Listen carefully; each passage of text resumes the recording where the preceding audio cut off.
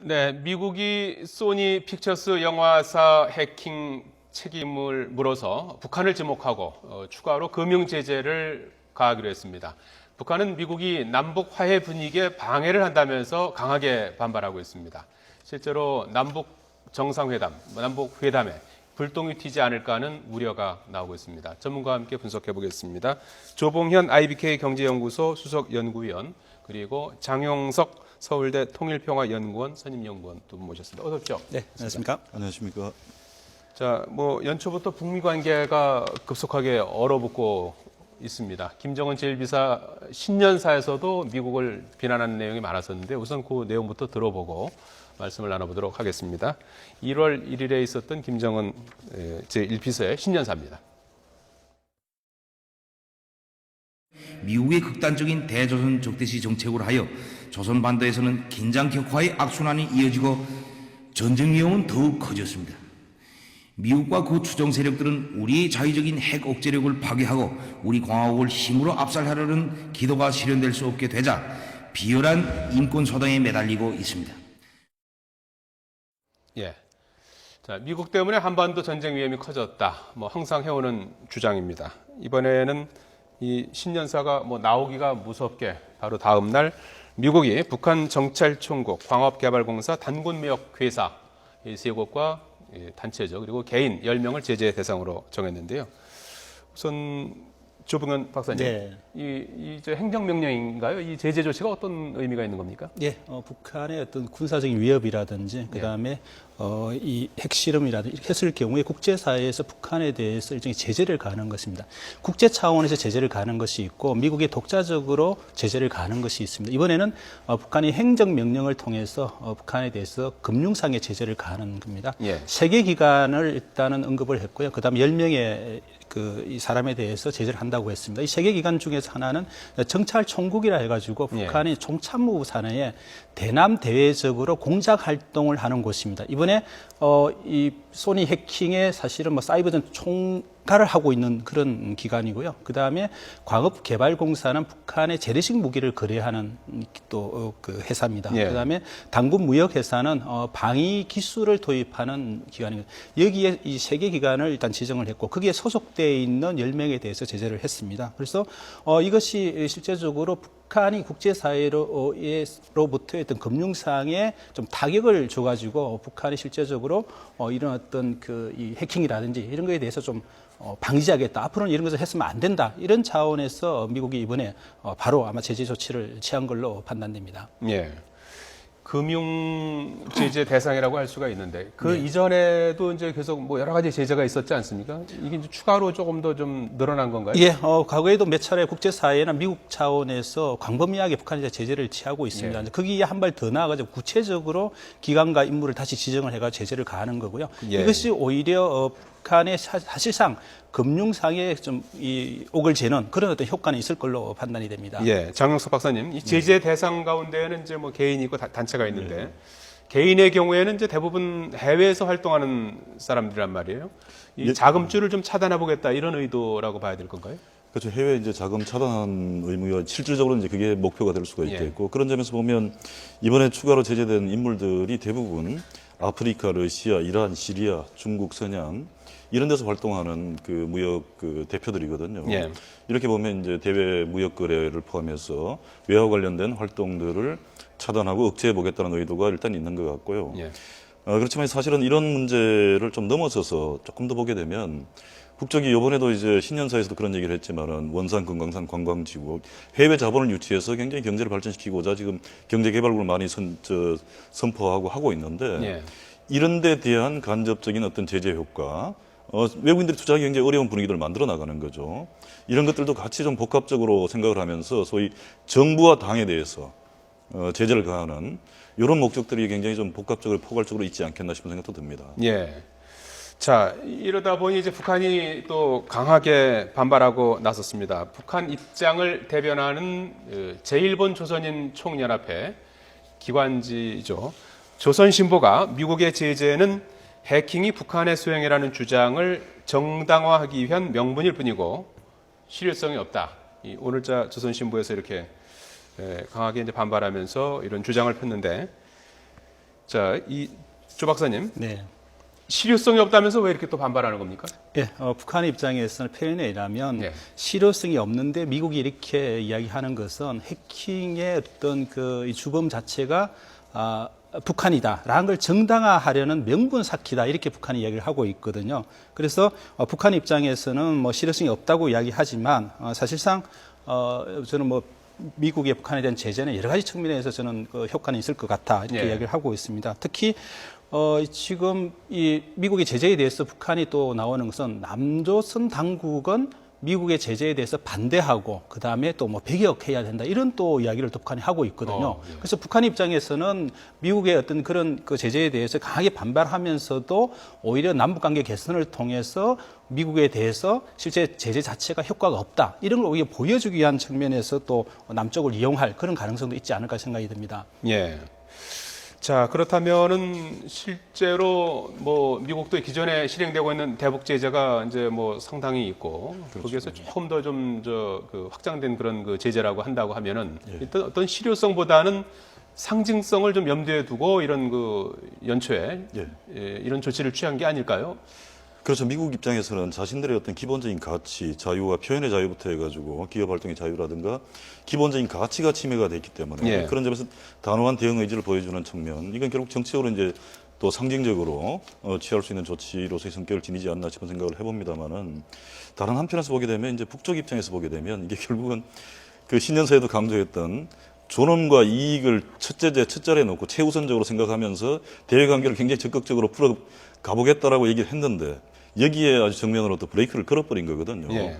이런 점에서 이제 그 상징적인 조치인 건 분명하지만 동시에 북쪽 입장에서도 정치적으로 또한 부담을 느끼는 부분이 있을 수가 있고 예. 조광인 박사님 말씀하셨듯이 실질적으로도 상당한 또 대외 경제 활동에 위축을 가져올 수 있는 부분들이 있기 때문에 또 각국이 협조하는데도 어려움이 야기될 수 있는 거고 이런 아주 복합적인 걸 같이 존엄과 이익, 명분과 신뢰를 같이 고려해서 맞습니다. 반발하지 않을까 싶은 생각이 듭니다. 제가 좀 예. 짧게만 좀 추가하면 실제적으로 또 그 경제적 제재 효과는 나타날 가능성이 있습니다. 왜냐하면 미국이 이렇게 행정 제재 조치를 취하게 되면 다른 국가나 세계 각국에 있는 금융기관들이 북한의 정상적인 이 금융 거래에 대해서도 계속적으로 통제를 가할 가능성이 있는 거거든요. 예. 그렇게 되면 북한이 현재 외자 유치나 이쪽에 대해 차질을 줄 수가 있을 것 같고, 그다음에 정상적인 무역에 있어서도 금융 거래가 안 됨으로써 북한의 어떤 경제에 타격을 줄 수 있는 그런 효과는 있을 걸로 판단이 됩니다. 예.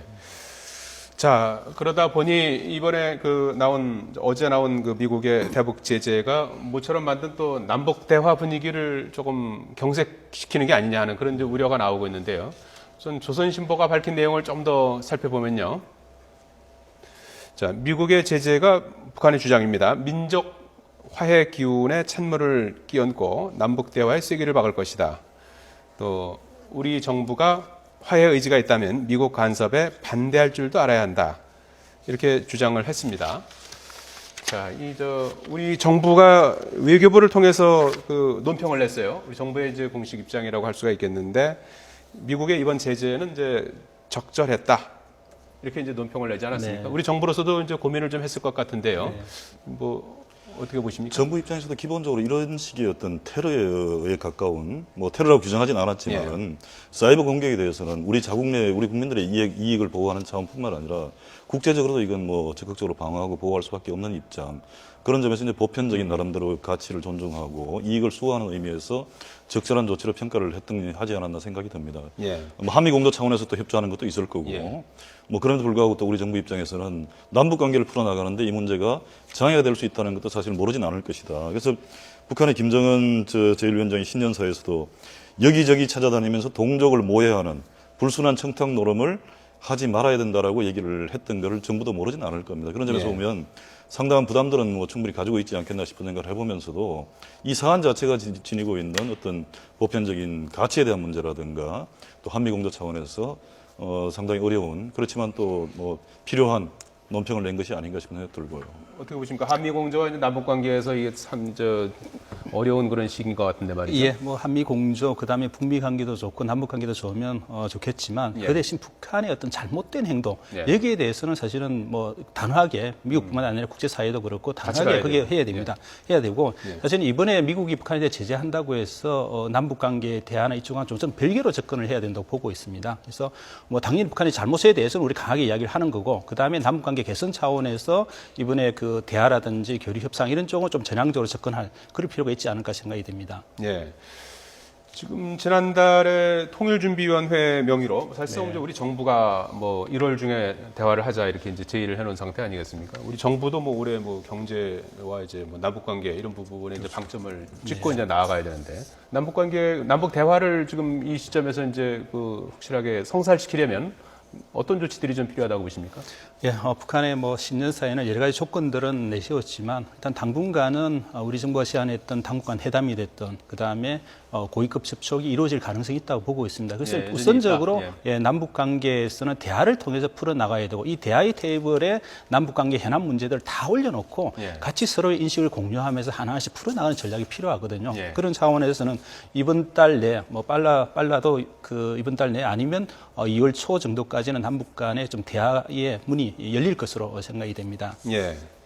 장 박사님 어떻게 보십니까? 뭐 기본적으로 저 공감을 하면서도 또 좀 추가를 하고 싶다라고 하면 역시 이게 한반도 문제는 우리 저 박근혜 대통령께서 작은 통일에서부터 큰 통일로 나가겠다라고 말씀하고 계시지만은 작은 통일에서 큰 통일로 나가기 위해서는 정치 군사적인 문제가 역시 해결이 돼야만 되는 부분이 굉장히 크거든요. 이런 점에서 보면 이번에 저 사이버 공격에 대한 미국의 대응도 사실은 정치적 군사적인 의미들이 같이 복합적으로 좀 있는 건데 이런 점에서 보면 이제 정치적인 군사적인 문제까지도 같이 좀 풀어 나갈 수 있도록 대화 전략들을 만드는 것이 일차적으로 필요할 것 같고 그런 것들이 이제 역사, 문화, 사회, 교류 쪽으로 소위 소프트한 거, 작은 것들을 함께 병행되거나 뒷받침됐을 때 결과적으로 이제 전체적으로 남북의 틀을 좀 바꿔 나갈 수 있는 이게 되지 않겠나 싶어서 핵과 뭐 군사적인 문제를 포함해가지고 이런 문제들도 같이 협의할 수 있는 좀 포괄적인 전략, 접근 이런 것이 굉장히 기묘하지 않나 싶은 생각이 듭니다. 예. 일단 두 분 다 뭐 조만간 이제 남북 대화가 뭐 될 가능성, 성사될 가능성은 이제 높게 보시는 거죠. 예, 예. 화제를 좀 돌려서 말이죠. 김정은 제1비서의 동생이죠. 김여정 노동당 비서 요즘 공개적인 행보가 좀 활발한 것 같아요. 게다가 왼손에 이제 반지를 끼고 있어서 결혼설까지 나오고 있는 건데 어떻게 보셨습니까? 예, 저도 뭐 언론을 통해서 봤는데요. 김여정이가 그 왼손에 약지죠. 약지에 이제 일종의 반지를 끼고 있는데 왼손에 약지에 이렇게 반지를 낀다는 것은 결혼을 했다는 걸 의미를 한다고 하더라고요. 그래서 김여정이 결혼했을 거다라는 나오고 누구랑 했을 거가 나오는데 이제 결국은 이제 채용에 차남하고 했다는 이야기가 나오는 것 같은데 뭐 만약에 그게 맞다고 하면 아마 북한의 김정은 체제에서는 현재 확고한 기반 자체가 아직까지 안정화 안 된 상황에서 패밀리만의 어떤 그 정권 유지나 체제를 유지하기는 어렵다고 판단했을 거고 그래서 일종의 이제 백투 혈통 외에 빨치산 혈통이 있는 그 이 채용의 어떤 차남하고 정략적 결혼을 통해서 김정은 체제의 권력을 공고화시키려고 했던 그런 측면이 혹시 있었지 않았을까 이렇게 좀 보고 있는데요. 저는 뭐 그렇다고 해서 채용의 자체가 권력이 지금 실제적으로 뭐 2인자, 3인자 이야기 나오고 있는데 아직까지는 채용이 그렇게 권력을 다시 복귀한 것 같지는 않다는 겁니다. 이런 와중에 만약에 채용의 차남하고 결혼했다고 하면 오히려 그 채용이가 그 정치국장 하고 있을 때 오히려 만약에 김여정이하고 채용이 그 차남하고 연애를 해가지고 그 결과가 이루어지지 않았을까. 그렇지 않고 전혀 모르는 상태에서 정략적으로 두 사람을 만나 이 짧은 시간 내에 결혼했을 것 같지는 않다는 생각이 좀 듭니다. 그렇군요. 차남은 지금 뭐 어떤 일을 하고 있는지는 알려진 게 있습니까? 구체적으로 알려지고 있지 않고요. 일단 뭐 정부 쪽에서 실제적인 일을 하고 있는 걸로는 알려지고 있습니다. 알겠습니다.